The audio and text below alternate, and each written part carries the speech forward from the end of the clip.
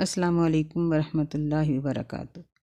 آج ہم سورہ الانفال کی آیت نمبر 20 سے شروع کریں گے انشاءاللہ۔ اعوذ باللہ من الشیطان الرجیم، بسم اللہ الرحمن الرحیم۔ یا ایہا الذین آمنوا، اے ایمان والو، اطیعوا اللہ و رسولہ، اطاعت کرو اللہ کی اور اس کے رسول صلی اللہ علیہ وسلم کی۔ وَلَا تَوَلَّوْا عَنْهُ وَأَنْتُمْ تَسْمَعُونَ، اور نہ پھر جاؤ تم اس سے، یعنی نبی علیہ السلام کے دین سے، اس حال میں کہ تم سنتے ہو۔ وَلَا تَكُونُوا كَالَّذِينَ قَالُوا سَمِعْنَا وَهُمْ لَا يَسْمَعُونَ، اور نہ ہو جاؤ تم ان لوگوں کی طرح جنہوں نے کہا کہ ہم نے سن لیا حالانکہ وہ نہیں سنتے۔ ان دونوں آیتوں میں اللہ تعالیٰ نے ایمان والے لوگوں کو مخاطب کیا ہے، چونکہ پیچھے جنگ بدر کے حالات اور واقعات بیان کیے جا رہے ہیں، تو اسی سلسلے میں اللہ تعالیٰ نے یہاں اپنی اور اپنے رسول صلی اللہ علیہ وسلم کی اطاعت کی طرف توجہ دلائی ہے کہ دنیا کی کامیابی بھی اللہ اور اس کے رسول کی اطاعت سے ہی مل سکتی ہے، اور آخرت میں بھی اللہ اور اس کے رسول کی اطاعت سے ہی کامیابی ملے گی۔ تو فرمایا کہ ایسا نہ ہو کہ تم اللہ کے احکامات کو سن لینے کے بعد پھر جاؤ، یعنی مسئلے کا پتہ ہے لیکن پھر اس کے الٹ کام کر رہے ہو، حرام کا پتہ ہے لیکن پھر کھا رہے ہو، غلط کام کا، گناہ کا پتہ ہے، گناہ کی پہچان ہے لیکن پھر کر رہے ہو۔ اسی طرح یعنی جتنے بھی گناہ کے کام ہیں، دیکھیں کہ بے پردگی گناہ ہے، مردوں کا داڑھی کٹوانا یہ حرام ہے، سود کھانا حرام ہے، فحاشی کو دیکھنا، سننا یا فحش کام کرنا حرام ہے لیکن جانتے ہوئے کر رہے ہو، نماز کو چھوڑنا حرام ہے، اسلام سے خارج ہونے والی بات ہے لیکن پھر چھوڑ رہے ہو، زکوٰۃ کی فرضیت معلوم ہے لیکن پھر ادا نہیں کر رہے۔ اسی طرح جھوٹ کا گناہ ہونا معلوم ہے، دھوکہ، فریب، دغا سب چیزیں معلوم ہیں لیکن پھر کر رہے ہو۔ تو ایمان والو ایسا نہیں کرنا چاہیے۔ اگلی آیت میں فرمایا کہ تم ان لوگوں کی طرح نہ ہو جاؤ، یعنی جس طرح منافق تھے کہ وہ ظاہر میں نبی علیہ السلام کی مجلس میں بیٹھتے تھے، سنتے تھے، یا آج کا منافق بھی جو دین کو جانتا ہے لیکن جاننے کے باوجود وہ دل سے نہیں جانتا، اس لیے فرمایا کہ وَهُمْ لَا يَسْمَعُونَ، کہ ان کے دل کے کان بند ہیں، دل کی آنکھیں بند ہیں۔ إِنَّ شَرَّ الدَّوَابِّ عِندَ اللَّهِ الصُّمُّ الْبُكْمُ الَّذِينَ لَا يَعْقِلُونَ، بے شک چلنے والوں میں سے بدترین لوگ اللہ کی نزدیک بہرے گونگے ہیں، وہ لوگ جو عقل نہیں کرتے۔ دواب، یہ دابتن کی جمع ہے، دبا یدب کا مطلب ہوتا ہے چلنا، یعنی زمین پر چلنے والے۔ تو جتنی بھی مخلوقات زمین پر چلتی پھرتی ہیں، انسان بھی انہی میں شامل ہے۔ تو فرمایا کہ ان تمام چلنے پھرنے والوں میں سے بدترین ہیں وہ لوگ اللہ کے نزدیک الصم البکم، جو بہرے ہیں، گونگے ہیں، یعنی جن کے دل کے کان بند ہیں، جو دین کی بات اپنی زبان سے نہیں کرنا چاہتے۔ ویسے تو وہ صحیح الاذا ہیں لیکن وہ دین کے لیے یا دین کی راہ میں، اللہ کی راہ میں بہرے گونگے ہیں، اور لا یعقلون، وہ دین کو سمجھنے اور عمل کرنے کی کوشش ہی نہیں کرتے۔ وَلَوْ عَلِمَ اللَّهُ فِيهِمْ خَيْرًا لَأَسْمَعَهُمْ، اور اگر اللہ تعالیٰ جان لیتا ان میں خیراً بھلائی، لَأَسْمَعَهُمْ، تو ضرور ان کو سننے کی طاقت، قوت، استطاعت دے دیتا۔ وَلَوْ أَسْمَعَهُمْ، اور اگر وہ ان کو سنا بھی دے، لَتَوَلَّوْا وَهُمْ مُعْرِضُونَ، تو ضرور وہ پھر جائیں گے اس طرح سے، اس حال میں کہ وہ اعراض کرنے والے، منہ پھیرنے والے ہوں گے۔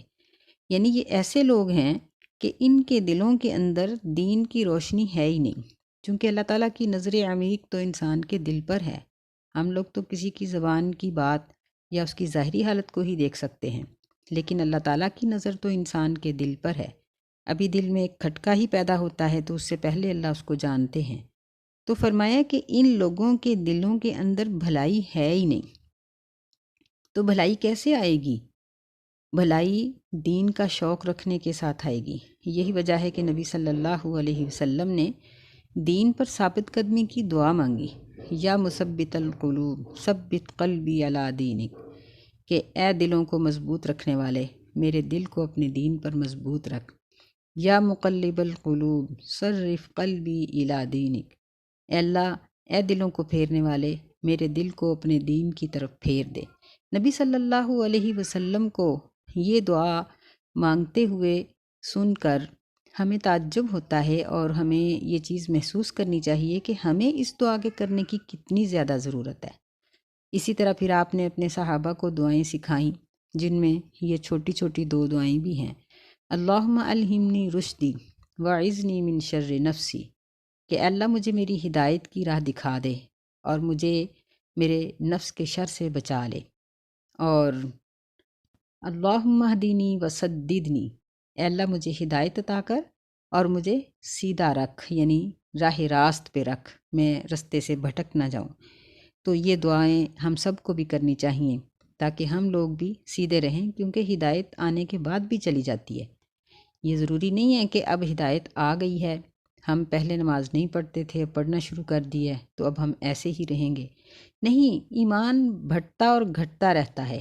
جب انسان گناہ کرتا ہے تو ایمان کم ہونا شروع ہو جاتا ہے، جب انسان دین پر عمل کرتا ہے تو اس کا ایمان بڑھنا شروع ہو جاتا ہے۔ اس لیے اپنے ایمان کو بڑھانے کے لیے، مضبوط کرنے کے لیے، راہ راست پر قائم رہنے کے لیے ہر وقت اللہ سے دعا بھی کرنی چاہیے اور عمل بھی کرنا چاہیے۔ یا ایھا الذین آمنوا استجیبوا للہ وللرسول، اے ایمان والو، قبول کرو اللہ کے حکم کو اور اس کے رسول صلی اللہ علیہ وسلم کے حکم کو۔ اذا دعاکم لما یحییکم، جب وہ تمہیں بلائیں، لما یحییکم، اس دین کی طرف جو تمہیں زندگی بخشے۔ یعنی اللہ اور اس کے رسول کی اطاعت اس قدر ضروری ہے کہ اس حدیث سے ہم اندازہ لگا سکتے ہیں۔ نبی صلی اللہ علیہ وسلم نے اپنے ایک صحابی کو آواز دی تو انہوں نے نماز میں مصروفیت کی وجہ سے جواب نہ دیا، اور جب نماز ختم ہوئی تو وہ آپ کے پاس تشریف لائے اور فرمانے لگے کہ اللہ کے رسول، میں نماز پڑھ رہا تھا۔ آپ نے فرمایا کہ کیا تم نے یہ آیت نہیں پڑھی کہ جب اللہ اور اس کا رسول بلائیں تو پھر تم آ جاؤ، تمہیں چاہیے تھا کہ آ جاتے۔ یہ نبی علیہ السلام کی زندگی میں یہ ایک حکم تھا۔ اور اب اس حکم پر کیسے عمل کریں گے؟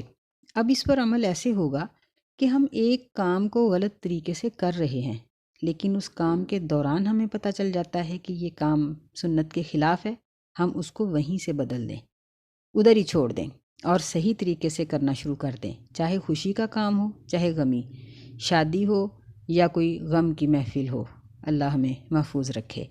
تو کاروبار ہو یا اپنے گھر کا کوئی سلسلہ ہو، ہم اپنے تمام سلسلوں کو اگرچہ جاری رکھے ہوئے ہیں، لیکن جیسے ہی ہمیں اللہ کے نبی کی حدیث معلوم ہو جائے تو ہم فوراً اس کام کو اس طریقے سے بدل دیں جو اللہ کے رسول نے فرمایا، کیونکہ یہاں دین کے بارے میں فرمایا ہے کہ لما یحییکم، جو تمہیں زندگی بخشے۔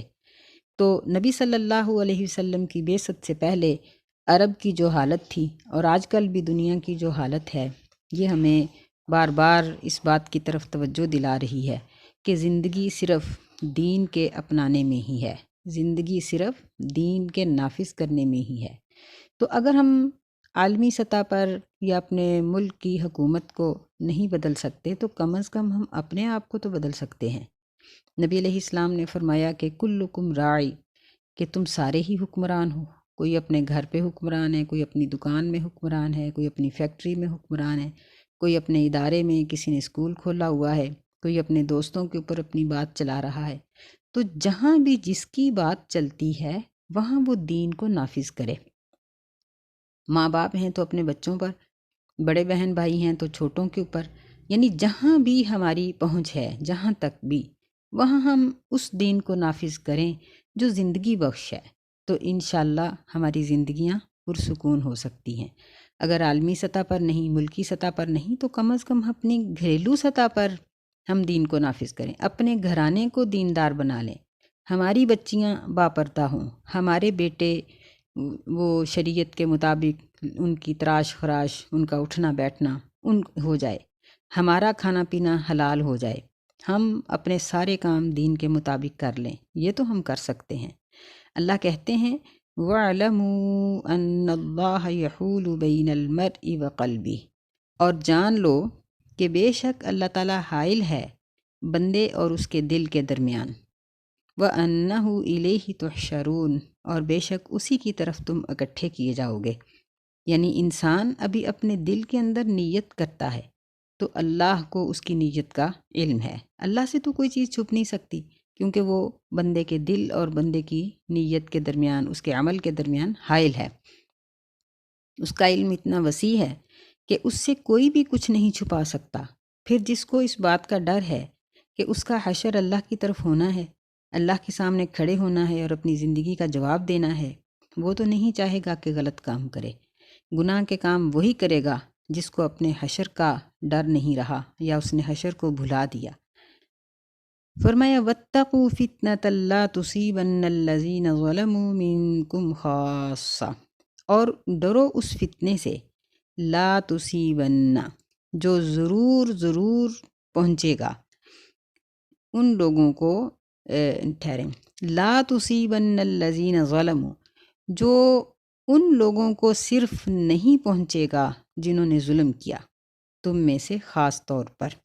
یعنی جب نبی صلی اللہ علیہ وسلم نے فرمایا کہ جب گناہ عام ہو جائے گا تو پھر اللہ تعالیٰ کی طرف سے عذاب بھی عام ہی آئے گا، یعنی خاص خاص لوگوں پہ نہیں آئے گا۔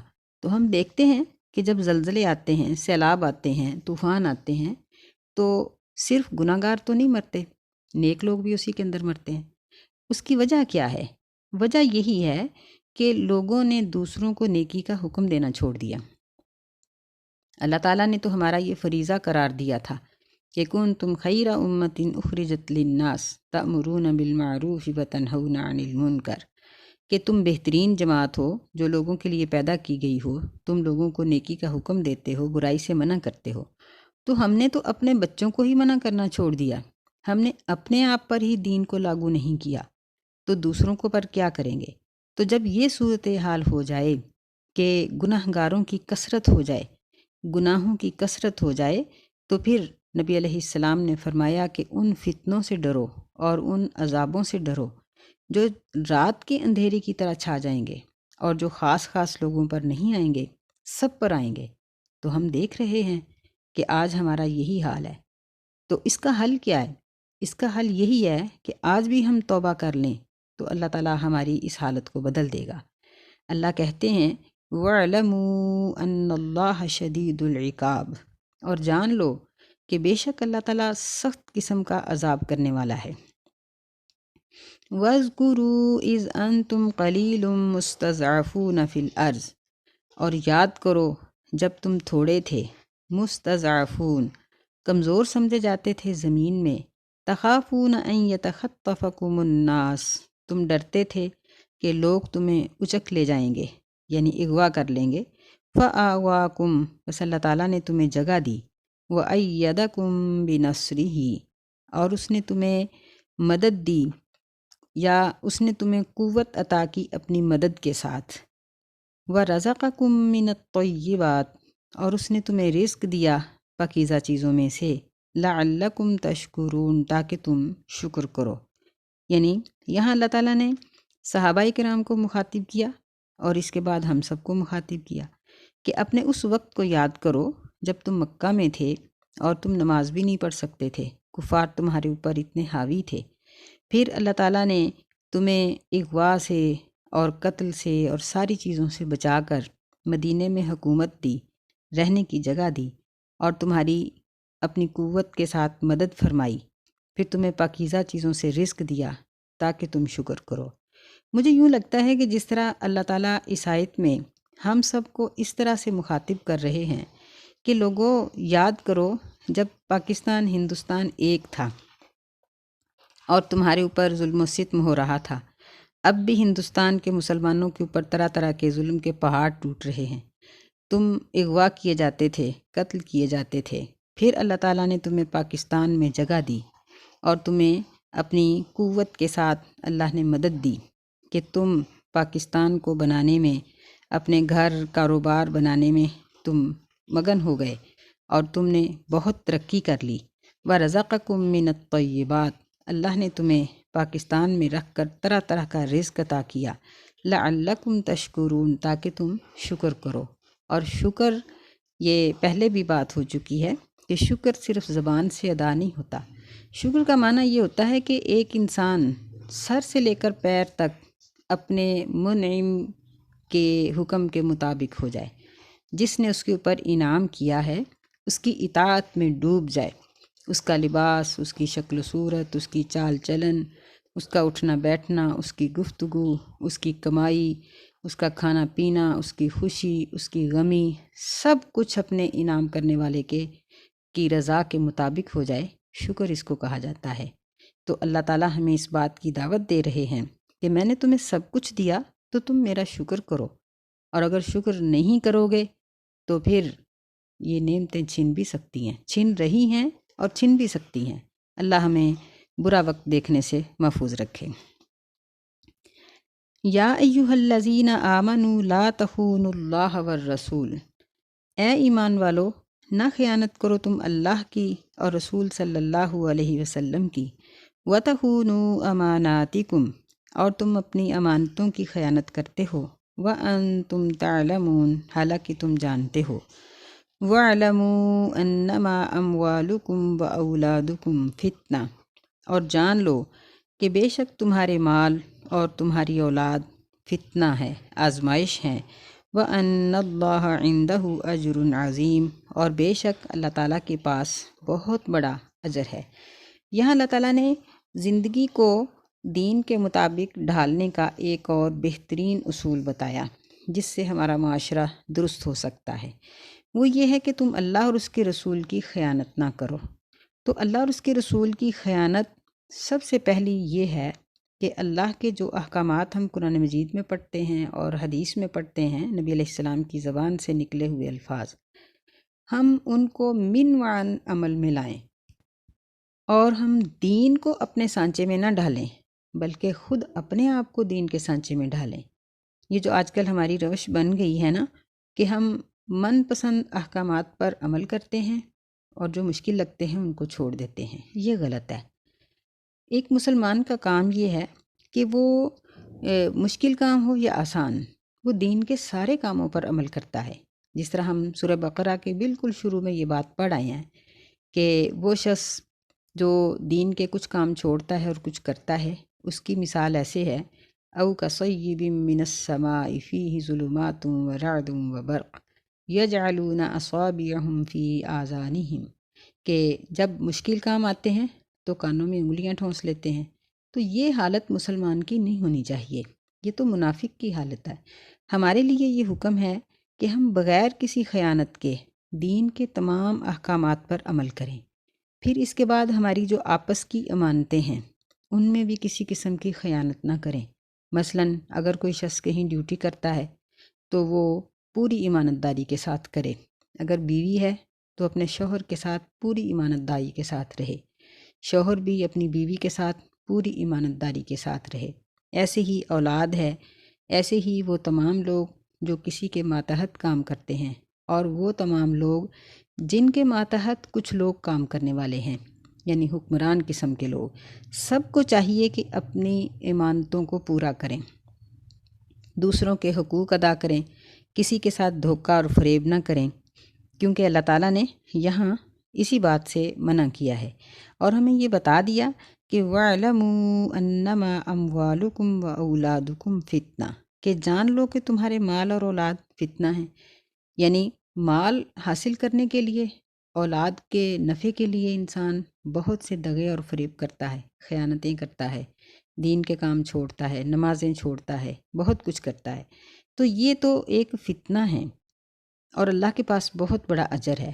یہاں یہ مطلب نہیں ہے کہ مال حاصل نہ کرو یا اولاد پیدا نہ کرو، نہیں، اس کو ہم یوں ہی سمجھ سکتے ہیں کہ جس طرح دیکھیں کہ ہماری زندگی میں آگ ہے، اب کچن کا سارا کام آگ کے بغیر تو نہیں ہو سکتا، تو کیا مطلب ہے کہ اگر آگ ایک خطرناک چیز ہے تو ہم چولہا نہیں جلائیں گے، چولہا نہیں جلائیں گے تو کچن کا کام کیسے ہوگا؟